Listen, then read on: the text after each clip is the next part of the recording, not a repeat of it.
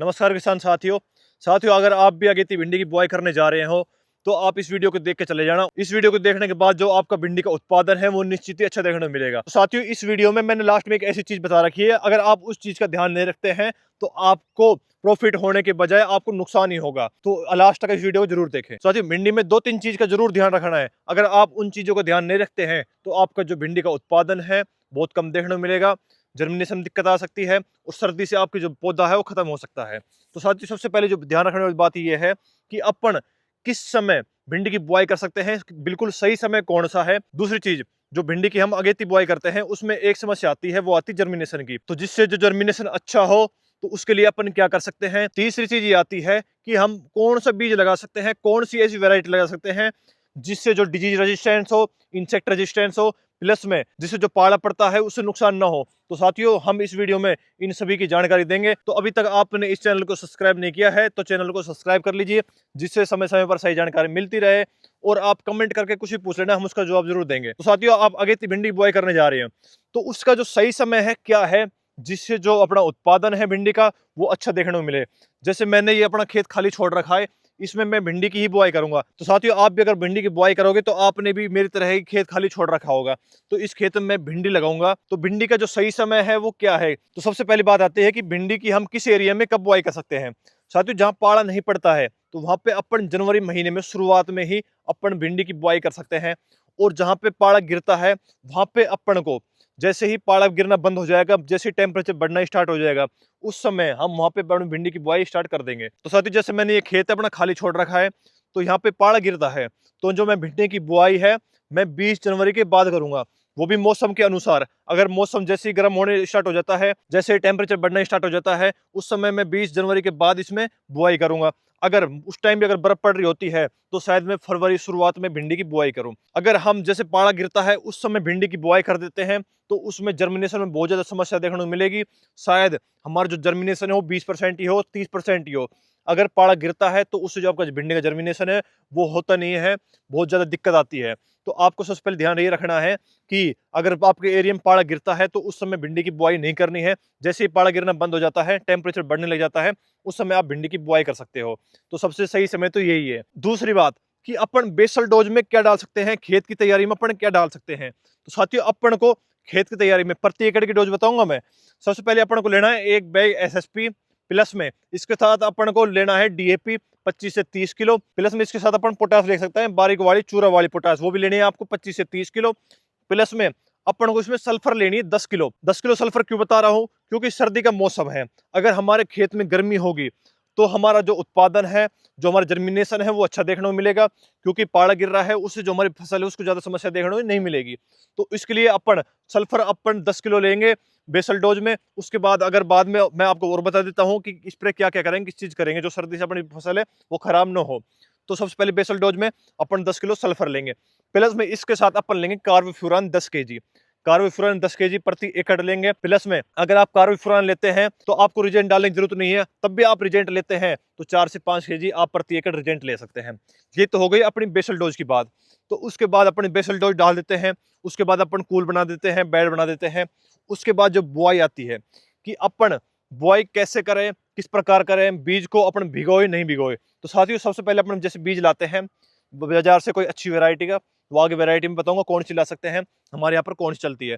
तो आप अच्छी वैरायटी का बीज लाना है, उसको रात को गुनगुने पानी में, जैसे ही थोड़ा निवाया पानी होता है उसमें अपन को बीज को 24 घंटे खातर डालना है, उसको भिगो के रखना है। जैसे ही 24 घंटे हो जाते हैं उसके बाद उसको अपने बीज को थोड़ा सुखाना है।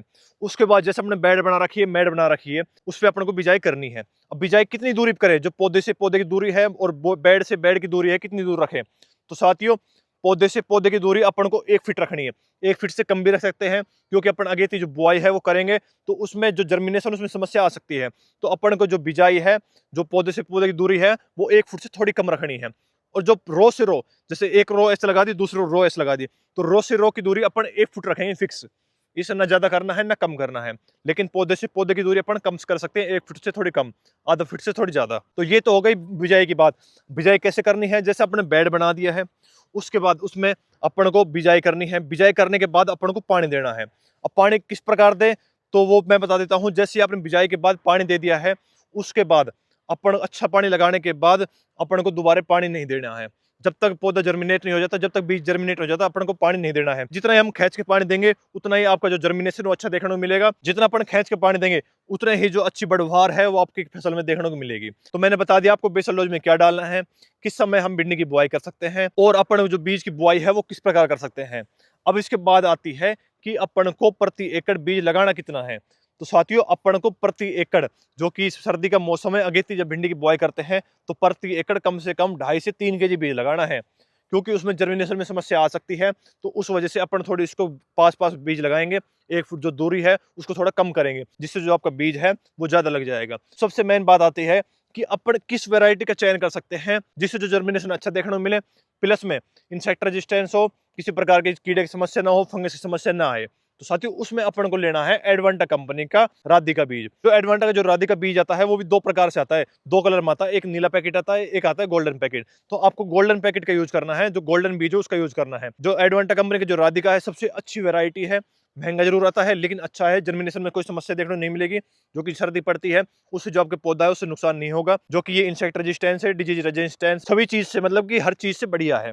तो आप जो हमारे एरिया में जो यहाँ पे राधिका चलता है, जो यहाँ पे भिंडी लगती है, तो राधिका बीज का सबसे ज्यादा चयन किया जाता है।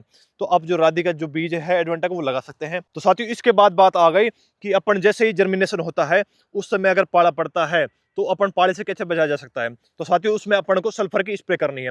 अगर आप सल्फर की स्प्रे कर देते हो तो आपका जो पौधा है फसल है उसमें गर्मी बनी रहेगी, जिससे जो पाला पड़ता है उससे कोई समस्या देखने को नहीं मिलेगी। तो उसके बाद आती है कि हम भाई ग्रोथ कैसे करें पौधे की और किस प्रकार फ्रूट को मैच्योर करें।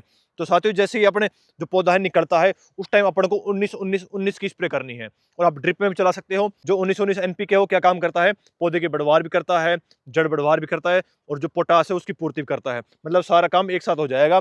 आप स्प्रे कर सकते हो, प्लस में ड्रिप में भी चला सकते हो। और इसके बाद दोबारा क्या करना है, जैसे फ्रूट टाइम आ जाता है, फ्रूट लगने लग जाता है, स्टार्ट हो जाता है, उस टाइम अपन को 0-52-34 की स्प्रे करनी है। अब इसमें फास्फोरस होता है प्लस पोटास होता है। फास्फोरस पौधे की बढ़वार में प्लस जड़ बढ़वार में काम करता है, और जो पोटास है वो फ्रूट साइज को मोटा करता है, जो फ्रूट है उसको मैच्योर करता है, मोटा करता है, जिससे जो उत्पादन है वो अच्छा देखने को मिले और जो तुड़ाई है वो जल्दी स्टार्ट हो जाए। और एक मेन बात ये आती है कि पहली तुड़ाई कितने दिन के बाद हो जाएगी। साथ ही बुआई के 40 से 45 दिन के बाद जो आपकी भिंडी की पहली तुड़ाई है वो स्टार्ट हो जाएगी। अगर आप मेरे कहे अनुसार खाद डालते हो, खेत की तैयारी करते हो और जिस तरह प्रकार मैं बता रहा हूँ उस प्रकार आप बुआई करते हो, तो आपका जो पहली तुड़ाई है वो 40 से 45 दिन में स्टार्ट हो जाएगी। और कई साथी सोच रहे हैं कि भाई अपन जो इंसेक्ट से कैसे बचाया जा सकते हैं, फंगीसाइड से कैसे बचाए। तो बाजार में बहुत सारी दवाई आती है, तो आप कोई भी अच्छी इंसेक्टिसाइड का या फिर फंगीसाइड का स्प्रे कर सकते हैं, दोनों को मिलाकर एक साथ स्प्रे कर सकते हैं। और मैं आगे भिंडी की बुआई खुद करूंगा तो मैं आपको आगे बताता रहूंगा कि हम इंसेक्टिसाइड में क्या डाल सकते हैं, फंगीसाइड में क्या डालें, नीचे खाद क्या डालें। और साथ ही इसमें एक समस्या बहुत ज्यादा देखने को मिलती है, वो मिलती है निमेटोड की। अगर आप निमेटोड को सही समय पर कंट्रोल कर लेते हो तो आपकी जो फसल है वो लंबी चलेगी और उत्पादन अच्छा देखने को मिलेगा। अगर उसमें निमेटोड आ जाती है और आप अपने फसल को निमेटोड से सुरक्षित नहीं कर पाते हो तो आप इस फसल को लगाकर बर्बाद भी हो सकते हो। निमेटोड की जो समस्या आती है उसका आप पहले ही सोल्यूशन कर लेना। अगर इसका सोल्यूशन नहीं होता है तो आपकी जो फसल है ना तो उत्पादन देगी और आपका खर्चा ही लगता चल जाएगा, तो आपको इस फसल से फायदा ना होकर नुकसान ही होगा। तो साथियों, जानकारी अच्छी लगी तो वीडियो को लाइक कीजिए, और अभी तक आपने इस चैनल को सब्सक्राइब नहीं किया तो चैनल को सब्सक्राइब कर लीजिए, जिससे समय समय पर ऐसी ही सही जानकारी मिलती रहे। और आप कमेंट करके कुछ भी पूछ सकते हो, हम उसका जवाब जरूर देंगे। धन्यवाद।